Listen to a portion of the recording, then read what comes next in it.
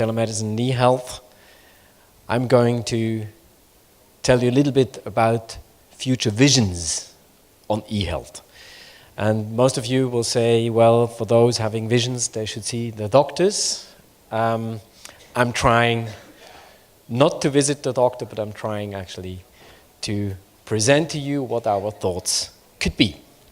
Well, when we talk about eHealth, we're not talking about a new thing. Telemedicine actually has been practiced since we invented the telephone by Alexander Graham Bell. Since then, this instrument is used in medicine. Nobody really realized that it's telemedicine, but it's telemedicine. So, and after a few years, actually, when we use telemedicine in army services or also whilst flying to the moon, we reach now a point where telemedicine and eHealth got mature. And now we are trying to use this instrument to really resolve the huge burdens of healthcare, such as demographics, such as costs, but also such as quality or patient safety.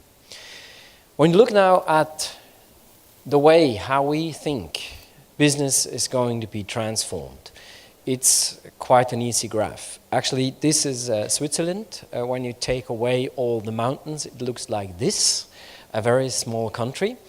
But actually, the way how we deliver care is very simple. It's a one-to-one interaction between a patient and a doctor. 10,000 times in a country, doing all the time the same thing, using one of the most expensive resources, an academic. This is not efficient, definitely not.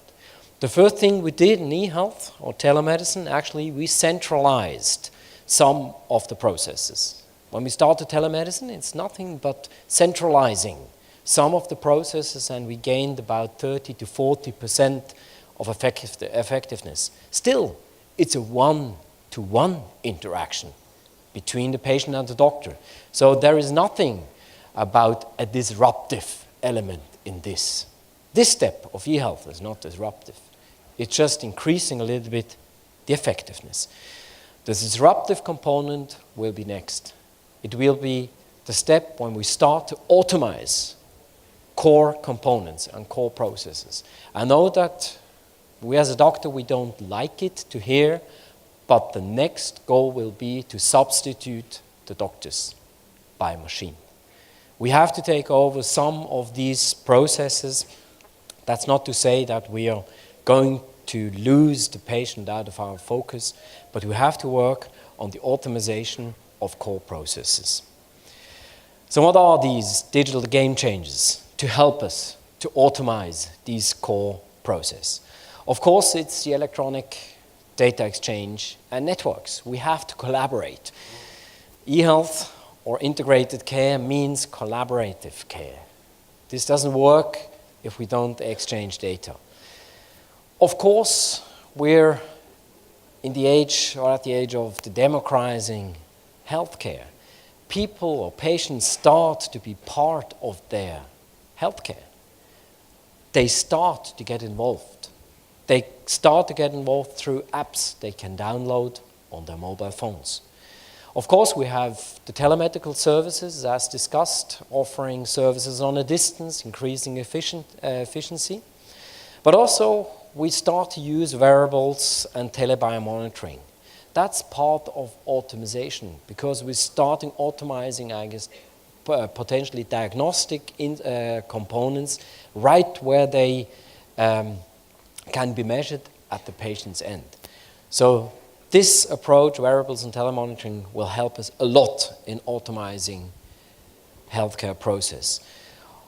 And then we have the term nanotechnology, and we start in digitalizing diagnostics. We start to implant diagnostic instruments into human bodies, such as lab tests and others.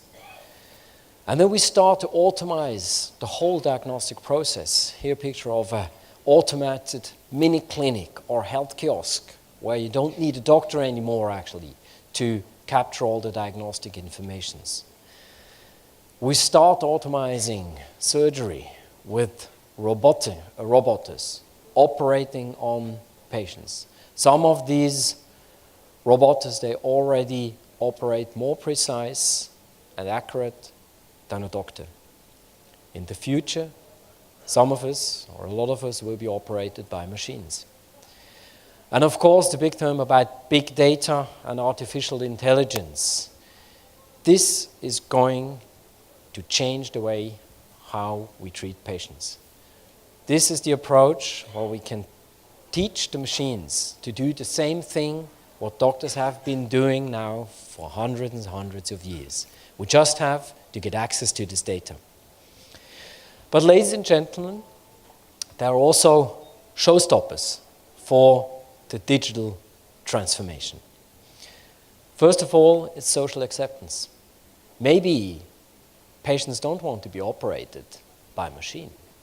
Maybe they don't trust a computer to diagnose. Maybe they don't want that all the data is shared with others. So to me, this issue is really the main burden. And it's the big, hairy goal we have to achieve. We have to create acceptance, not only amongst professionals. We have to create acceptance for the patients or by the patients. And then I know that we love to tell others that eHealth and telemedicine is extremely cost-effective. But ladies and gentlemen, sadly enough, we don't really have evidence. We do have evidence that some of telemedical initiatives or eHealth initiatives, they're cost-effective. But there is no evidence that this instrument as such is going to be cost-effective. We have to do a lot of work on this topic. Otherwise, we can't justify to spend millions and millions of dollars and euros into these initiatives. And then for many countries around the globe, there is another topic that generates a lot of complexity, and it's a reimbursement problem. A lot of the new services, they're not reimbursed in the classical way. And this actually hinders a lot of good initiatives actually to take off because there is no sustainable business case. And it ends in another pilot and project that dies after there is no funding anymore. So we have to work on sustainable business cases. And of course, another showstopper, a legal framework and data protection, even though patients, they don't really care about data protection in reality, but others do, obviously. And there is a lot of problems connected to this topic that it's not easy to overcome all these legal questions. Let me finish with a personal digital health prognosis.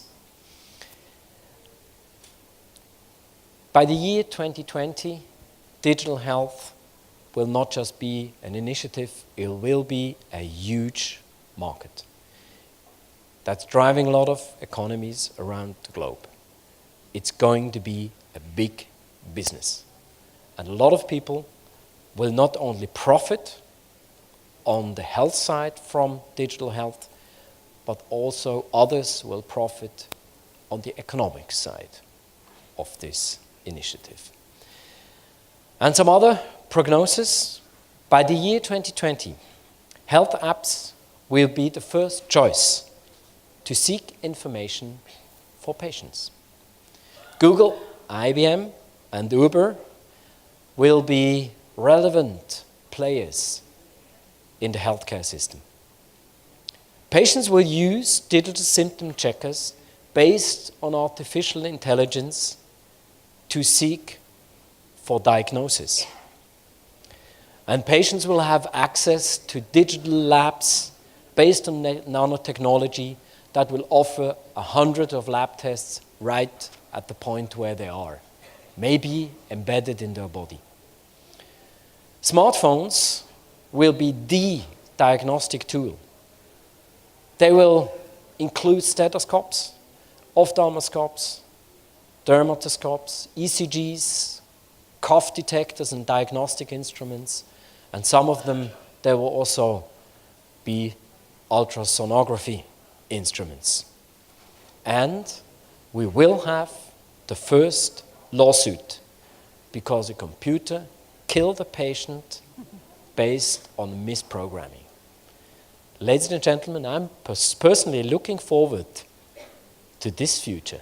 And maybe the year 2020, we'll meet again in Chennai, and then you can challenge me. Thank you very much.